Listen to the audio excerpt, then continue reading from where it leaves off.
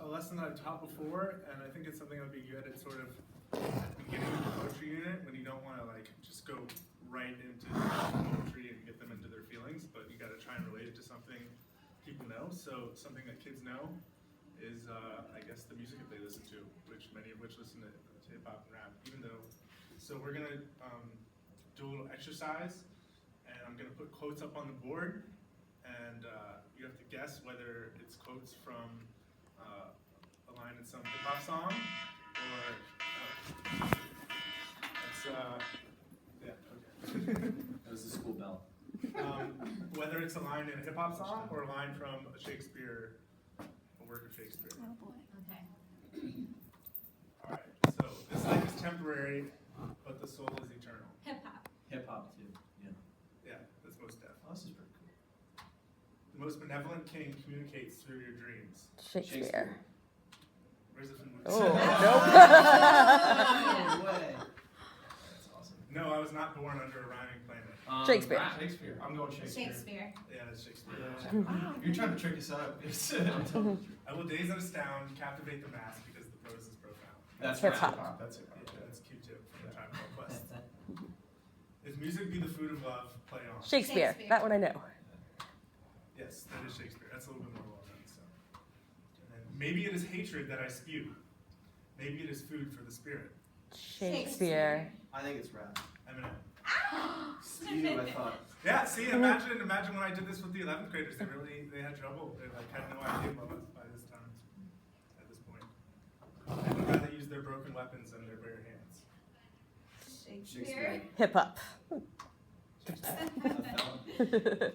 All right, so now that we've done that and you're kind of in the poetry mood, if you will, I'm going to review a couple literary terms that I would be assuming that the students have already done, but not in the poetry context. So first we're going to review alliteration. Can anybody tell me what alliteration is? Repeating of the same consonant sound at the beginning of a word. Right, so the definition I have of alliteration, stylistic device in which a number of words having the same first consonant sound occur close together. So Donald the duck dreams of donuts. And this is especially important for poetry because a lot of poetry is meant to be read aloud. And so it's a device that's often used in poetry because it affects how we read it and what it sounds like when it's read. Personification. Can anybody tell me what personification is? Giving human-like traits to objects or animals. Exactly. So the ocean danced in the moonlight. The popcorn leapt out of the bowl. Obviously, we know that the ocean can't actually dance, but we know what it means because we understand personification. And we know that popcorn can't leap out of a bowl physically. It's not possible, but we understand what that means. And lastly, metaphor. Can anybody give me a definition of metaphor? A simile that does not use like Yeah, pretty much. So I have a comparison of two generally unlike objects or things without the use or like or as.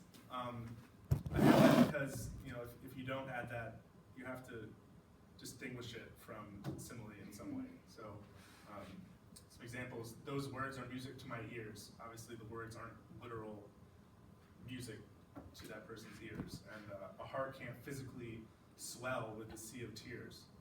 But we do this because using these literary devices make our writing more interesting, and it helps us to show, not tell,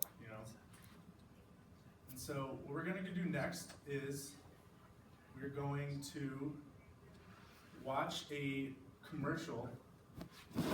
In this commercial, Tupac is narrating one of his poems, and I want you to pay attention to how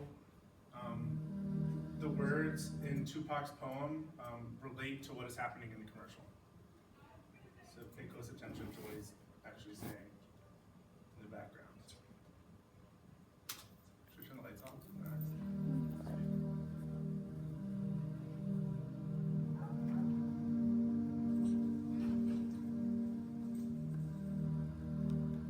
It's a Powerade commercial, so there is product placement. You see, you wouldn't ask why the roads that grew from the concrete had damaged pedals. On the contrary, we would all celebrate its tenacity. We would all love its will to reach the sun. Well, we are the roses. This is the concrete. These are my damaged petals. Don't ask me why. Ask me how. So some obvious like product placement. That's It's an ad for. It is a. It's like a poem that he wrote. Yeah. And it was actually originally given to me in a book for my middle school graduation. They gave us a book of Tupac poetry because me and a couple of my friends were really into hip hop in middle school, and I guess we had a cool teacher who was okay with giving us a book of Tupac poetry. But so that's how I first became familiar with the poem. And so this is a poem. It's not the exact lyrics that were in the commercial, but the lyrics in the commercial were inspired by this poem. And so we are going to read this poem and look at the literary devices in this short poem. So the rose that grew from concrete. Did you hear about the rose that grew from a crack in the concrete? Proving nature's law is wrong. It learned to walk without having feet. Funny it seems, but by keeping its dreams, it learned to breathe fresh air. Long live the rose that grew from concrete when no one else cared. So the first thing I want you guys to do is part one. And I think if you guys were like freshmen in high school, I would probably go line for line, or in middle school, I would go line for line and, asking, is there any alliteration in that sentence, or is there any personification in that sentence? But I'm assuming you're a little bit older and more mature, and can underline all the examples of alliteration on your own.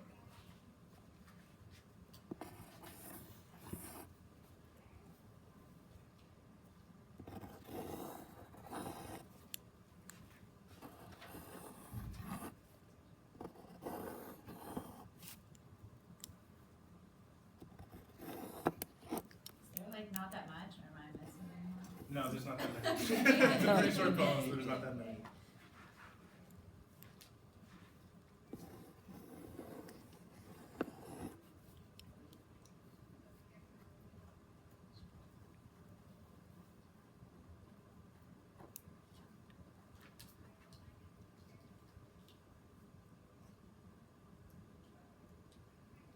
And for the second question, list all examples of personification in the poem.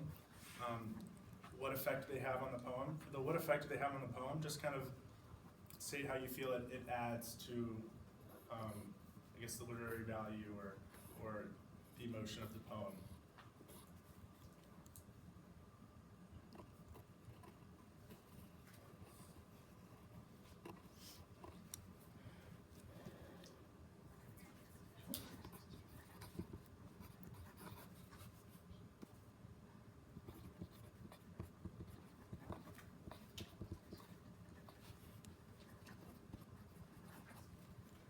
It's a good poem.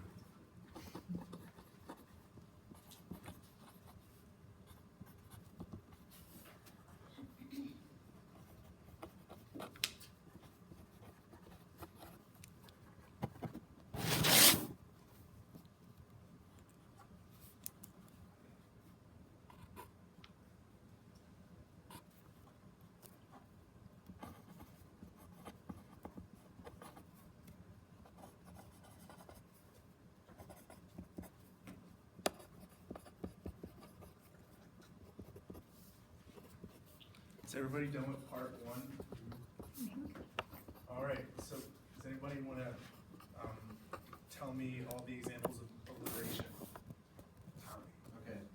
The second line, crack and concrete. And the fifth line, well, you have funny. Wait, no, hang on. I'm sorry. Funny and fresh. Long live, and concrete and cared.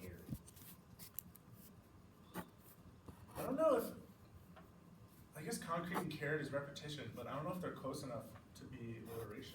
Would funny and fresh be then? I thought it was just they had to be like really close to each other. Yeah, I Yeah, only so in the underlined. same I think they have Yeah. to be In the same line? like in the same line or Okay. almost next to each other. Okay. Right. How about long live? So long live would be an example of alliteration because you have that the sound has to be close together. How about walk with, Ooh. Walk with. fourth line down, Yes, I Wow, yeah. I do have that underlined on my paper. and but and by in the next one? Yeah. But by. Mhm. Oh yeah. Funny but it seems, but by. I had a copy in the stack that had the underline already. But Maybe that's what I have. list all the examples of personification in the poem. Anybody want to have a crack at that? Rebecca. Do you want it? Sure. Alright, I'm just gonna hear my voice. That's weird. Okay, so rose that grew, learned to walk, having feet. Said funny it seems. Wasn't really sure if that one was one, but a rose growing being funny. It seemed like personification. So keeping its dreams, breathing air, grew from concrete. Not sure if growing from concrete when no one else ever cared would be under the same thing, but it's caring, so that's some form of, giving people like. Right. Traits. So what I have is especially the keeping its dreams is definitely solid because obviously a rose can't physically keep its dreams, and a rose, I guess, when I taught this to the 11th grade, they argued about this one, but a rose learning to breathe fresh air. I believe that's definitely an example of personification because a rose can't really Can't physically learn. learn on its own. It doesn't have a brain to learn with. I have nature's law because nature doesn't really have laws. Well, I would say it's the proving part because a rose can't actually prove someone. Ah, gotcha. Wrong. Okay. Yeah. And then number 3, what is special about a rose growing from the concrete?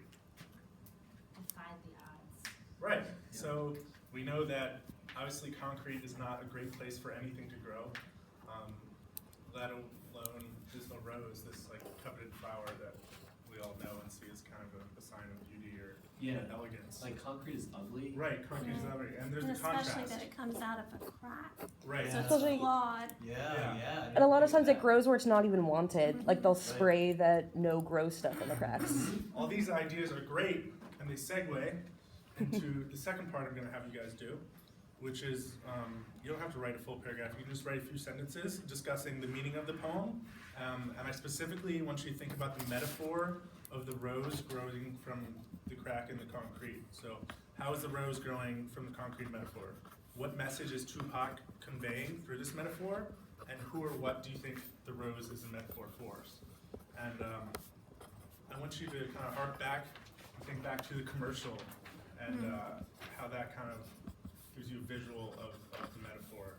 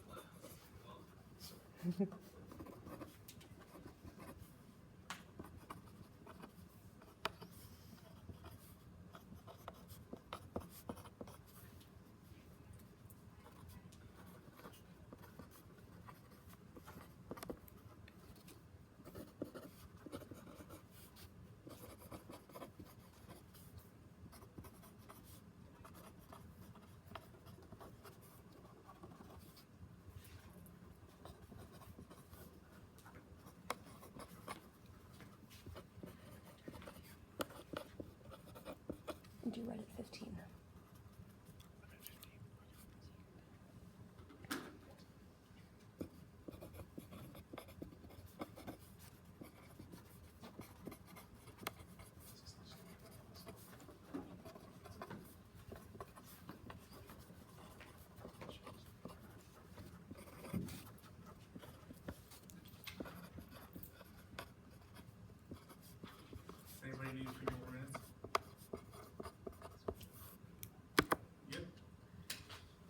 Does anybody want to share with me what they wrote for part 2 about the metaphor?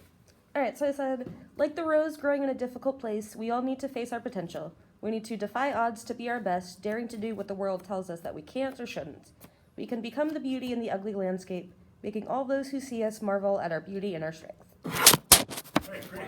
So, That was like a poem. let's get right into it.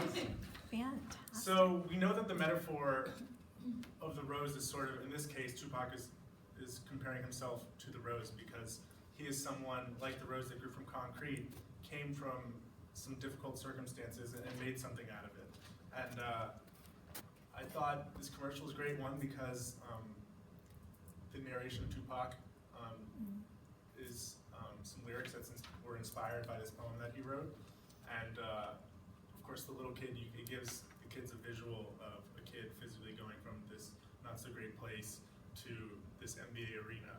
And so anyone who's kind of struggling with that metaphor, what a metaphor is, or struggling to do it through reading something and understand that this kind of gives them another way to picture that metaphor and put it all together. Thanks. Thank you.